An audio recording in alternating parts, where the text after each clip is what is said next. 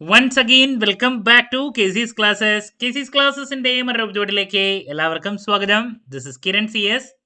Kerala PSC junior accountant category number 363 364 2025 ഈ ഒരു പോസ്റ്റിന്റെ സ്മാർട്ട് സ്റ്റഡി വീഡിയോസ് നമ്മൾ കണ്ടിന്യൂ ചെയ്യാണ്. സോ നമ്മൾ ക്യാപിറ്റൽ മാർക്കറ്റിനെ റിലേറ്റ് ചെയ്തുള്ള MCQs ആണ് ഇന്ന് ആരംഭിക്കുന്നത്. Already 100 day study plan video, അതുപോലെ തന്നെ module wise analysis, previous year question paper discussion, then ഒരു 4 മൊഡ്യൂൾസിൻ്റെ ഇൻട്രൊഡക്ഷൻ പാർട്ടിനെ റിലേറ്റ് ചെയ്തിട്ടുള്ള സ്റ്റേറ്റ്മെന്റ് ബേസ് ചെയ്തിട്ടുള്ള MCQs ഇതൊക്കെ നമ്മൾ ചാനലിൽ ചെയ്ത് കഴിഞ്ഞിട്ടുള്ളതാണ്. കാണാത്തവരുണ്ടെങ്കിൽ കാണാം. സ്മാർട്ട് സ്റ്റഡിക്ക് വളരെ ഹെൽപ്ഫുൾ ആയിരിക്കും. സോ വീഡിയോയിലോട്ട് പോണേക്കാൾ മുമ്പ് പറയാനുള്ളത്, നമ്മുടെ സ്ഥാപനം Kerala PSC commerce and management relate ചെയ്തിട്ടുള്ള എല്ലാ പോസ്റ്റുകൾക്കും ഓൺലൈനായിട്ട് കോച്ചിങ് പ്രൊവൈഡ് ചെയ്യുന്ന സ്ഥാപനമാണ്. നമ്മുടെ ആപ്പിലൂടെയാണ് ക്ലാസ്സസ് അവൈലബിൾ ആവുക. Live sessions, recorded sessions, PDF notes, MCQ practices, previous year question paper discussion, അങ്ങനെ സ്റ്റുഡൻസിന് വേണ്ടിയിട്ടുള്ള എൻറ്റയർ സപ്പോർട്ട് നമ്മൾ പ്രൊവൈഡ് ചെയ്യുന്നുണ്ട് കേട്ടോ. സോ നമ്മുടെ ക്ലാസ്സിൽ ജോയിൻ ചെയ്ത് പഠിച്ച് Kerala PSC commerce and management relate ചെയ്തിട്ടുള്ള പോസ്റ്റുകൾ ക്രാക്ക് ചെയ്യാൻ താല്പര്യമുള്ള സ്റ്റുഡൻസിന് ഡിസ്ക്രിപ്ഷൻ ബോക്സിലുള്ള എൻ്റെ വാട്സപ്പ് നമ്പറിൽ കോൺടാക്ട് ചെയ്യാം, ക്ലാസ്സസ് ആക്സസ് ചെയ്യാം. ജൂനിയർ അക്കൗണ്ടന്റിൻ്റെ ക്ലാസ്സസ് നമ്മൾ ഓൾറെഡി ആരംഭിച്ചിട്ടുണ്ട് കേട്ടോ. ഓക്കെ, അപ്പോൾ ചോദ്യങ്ങളിലോട്ട് കിടക്കാം. Question number 1. ആദ്യത്തെ ക്വസ്റ്റ്യൻ ഇതാണ്, related with financial system. Consider the following statements regarding the financial system in India. Number 1. The Indian financial system facilitates both capital formation and economic growth. Number 2. Reserve Bank of India regulates only commercial banks and not other financial institutions. Number 3. Financial intermediaries help in reducing transaction cost and risk. Which of the statements given above are correct? Options 1 and 2 only, 1 and 3, 2 and 3, all. നമുക്ക് നോക്കാം. Number 1. Indian financial system facilitates both capital formation and economic growth. Correct അല്ലേ? Financial സിസ്റ്റത്തിലൂടെയാണ് capital formation. ആരുടെ കയ്യിലാണോ surplus amount ഉള്ളത് അവരുടെ കയ്യിൽ നിന്ന് നീഡി പീപ്പിൾ അല്ലേ അവരിലോട്ട് എത്തുന്നത്. ഇങ്ങനൊരു കറക്റ്റ് സ്ട്രക്ചർ ഫിനാൻഷ്യൽ സിസ്റ്റത്തിന് ഉള്ളത് കൊണ്ടാണ്. അതിലൂടെയാണ് ഇക്കണോമിക് ഗ്രോത്ത് ഉണ്ടാകുന്നത്. സോ ആദ്യത്തെ സ്റ്റേറ്റ്മെന്റ് കറക്റ്റ് ആണ്. Number 2. Reserve Bank of India regulates only commercial banks, not other financial institutions. അത് തെറ്റല്ലേ? നമുക്കറിയാം കൊമേഴ്ഷ്യൽ ബാങ്ക്സ് അല്ലെ, public sector banks, private sector banks, NBFCs ഇവരൊക്കെ RBI റെഗുലേറ്റ് ചെയ്യുന്നുണ്ട്. അപ്പോൾ രണ്ടാമത്തെ സ്റ്റേറ്റ്മെന്റ് പറഞ്ഞിരിക്കുന്നത് തെറ്റാണ്. ദെൻ മൂന്നാമത്തെ statement, financial intermediaries help in reducing transaction cost and risk. Correct ആയിട്ടുള്ള സ്റ്റേറ്റ്മെന്റ് അല്ലേ? അവർക്ക് ഇന്റർമീഡിയറീസ് ആയതുകൊണ്ട് തന്നെ അവർ സ്പെഷ്യലൈസ്ഡ് ആണ്. അവർ ആ ഒരു ഏരിയയിൽ ഫിനാൻഷ്യൽ അഫെയേഴ്സിൽ കൂടുതൽ അല്ല മൈന്യൂട്ടായിട്ടുള്ള കാര്യങ്ങൾ ചെയ്യുന്നതാണ്. അപ്പോൾ അതുകൊണ്ട് തന്നെ ഒരു ഇൻഡിവിജ്വൽ, ആ വ്യക്തിയുടെ കയ്യിൽ പൈസ ഉണ്ട്, ആ വ്യക്തിക്ക് ഈ പൈസ എവിടെയെങ്കിലും ഇൻവെസ്റ്റ് ചെയ്യണം, ഏറ്റവും ബെസ്റ്റ് ആരാണ് റിട്ടേൺ നൽകുന്നത് അത് കണ്ടെത്തി ഇൻവെസ്റ്റ് ചെയ്യുക എന്ന് പറയുമ്പോൾ ഇൻ്റർമീഡിയറിയുടെ സഹായം ഇല്ലാതെ കണ്ട് ചെയ്യുമ്പോൾ വളരെ ബുദ്ധിമുട്ടാണ്. അതുപോലെ തന്നെ നമുക്കിപ്പോൾ റിസ്ക് നല്ല രീതിയിൽ അഡ്ജസ്റ്റ് ചെയ്ത് നല്ല റിട്ടേൺ നൽകുന്ന എവിടെയെങ്കിലും ഇൻവെസ്റ്റ് ചെയ്യണം. അതിനൊക്കെ വേണ്ടിയിട്ട് ഇപ്പോൾ മ്യൂച്വൽ ഫണ്ടുകളുണ്ട്. അപ്പോൾ ഇങ്ങനെ പല സഹായങ്ങൾ ഇൻ്റർമീഡിയറീസിൻ്റെ ഭാഗത്ത് നമുക്ക് കിട്ടുന്നുണ്ട്. ട്രാൻസാക്ഷൻ കോസ്റ്റ് അല്ലേ നമുക്ക് വരുന്നത് കുറയ്ക്കാനും, അത് ബിക്കോസ് ഓഫ് ദെയർ സ്പെഷ്യലൈസേഷൻ ആണ്.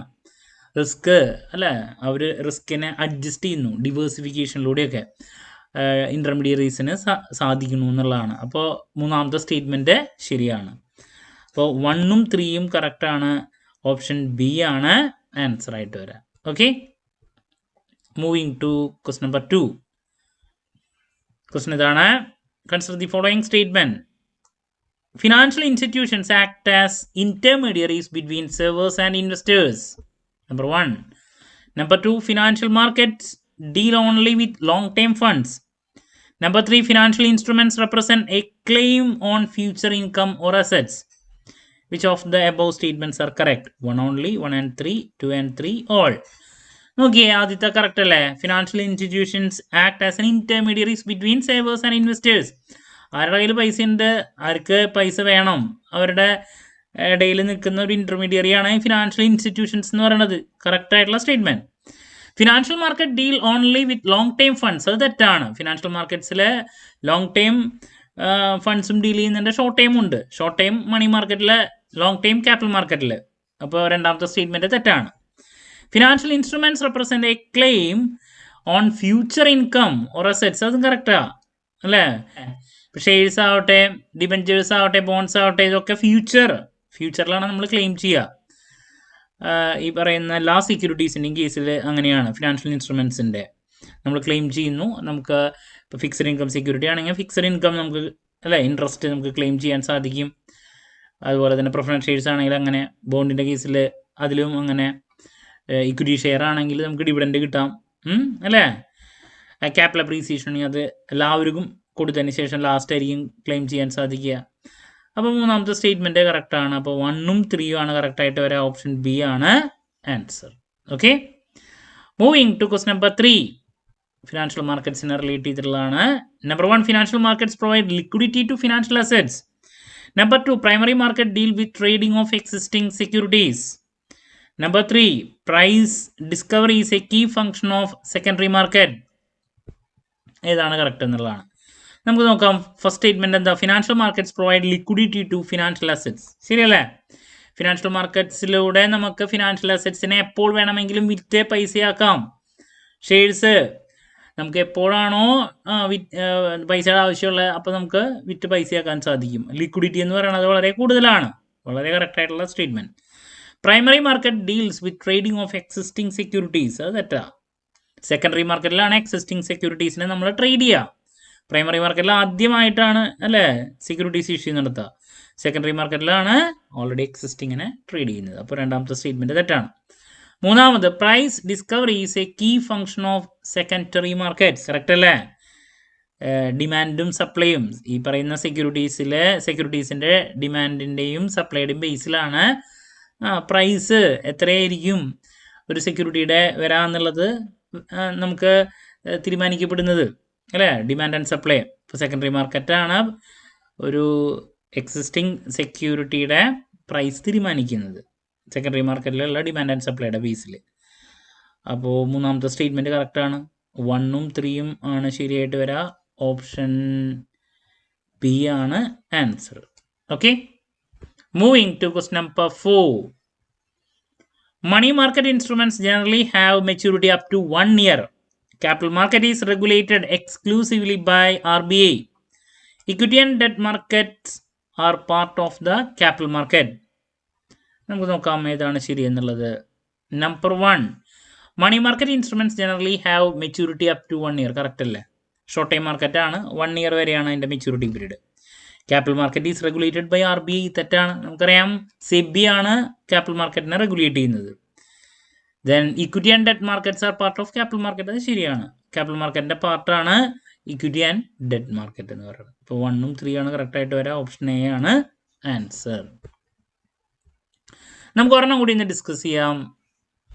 Number 5, equity shares provide ownership rights to share holders.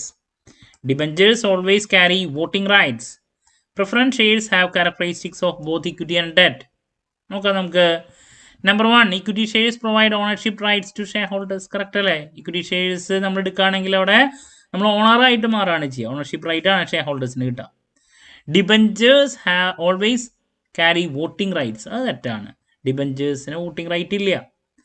Our fixed income security holders ആണ്. നമുക്ക് അവർക്ക് പ്രോപ്പറായിട്ടുള്ള ഇൻട്രസ്റ്റ് കിട്ടും, അതല്ലാണ്ട് വോട്ടിംഗ് റൈറ്റ് ഇല്ല. ഷെയർ ഹോൾഡേഴ്സിനാണ് വോട്ടിംഗ് റൈറ്റ് അല്ലേ? Then preference shares have characteristics of both equity and debt. അത് ശരിയാണ്.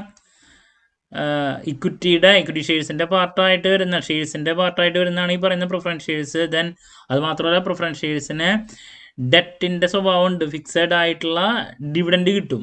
ലൈക്ക് ഡെറ്റ് ഇൻസ്ട്രുമെൻറ്റ്സിൽ അവർക്ക് ഫിക്സഡ് ആയിട്ടുള്ള ഇൻട്രസ്റ്റ് കിട്ടുന്ന പോലെ പ്രിഫറൻസ് ഷെയർ ഹോൾഡേഴ്സിന് ഫിക്സഡ് ഡിവിഡൻഡ് കിട്ടും. അപ്പോൾ അതുകൊണ്ടാണ് ബോത്ത് ഇക്വിറ്റി ആൻഡ് ഡെറ്റിൻ്റെ ക്യാരക്ടറിസ്റ്റിക്സ് പ്രിഫറൻസ് ഷെയർസിന് ഉണ്ടെന്ന് പറയുന്നത്. 1ഉം 3ഉം ആണ് കറക്റ്റായിട്ട് വരിക. ഓപ്ഷൻ ബി ആണ് ആൻസർ. ഓക്കെ, അപ്പോൾ നമ്മുടെ ക്യാപിറ്റൽ മാർക്കറ്റിൻ്റെ ഇൻട്രൊഡക്ഷൻ പാർട്ണർ റിലേറ്റ് ചെയ്തിട്ടുള്ള ഒരു 5 ചോദ്യങ്ങളാണ് ഇന്നത്തെ വീഡിയോയിൽ ഇൻക്ലൂഡ് ചെയ്തിട്ടുണ്ടായിരുന്നത്. ക്ലാരിറ്റി കിട്ടിയെന്ന് പ്രതീക്ഷിക്കുന്നു. സോ നെക്സ്റ്റ് വീഡിയോയിൽ അടുത്തൊരു 5 ചോദ്യങ്ങളോ ആയിട്ട് എത്രയും പെട്ടെന്ന് തന്നെ നിങ്ങളുടെ മുമ്പിൽ എത്താമെന്നുള്ള പ്രതീക്ഷയോടെ നിർത്തുന്നു. This is Kiran CS signing off. Have a nice day. Thank U.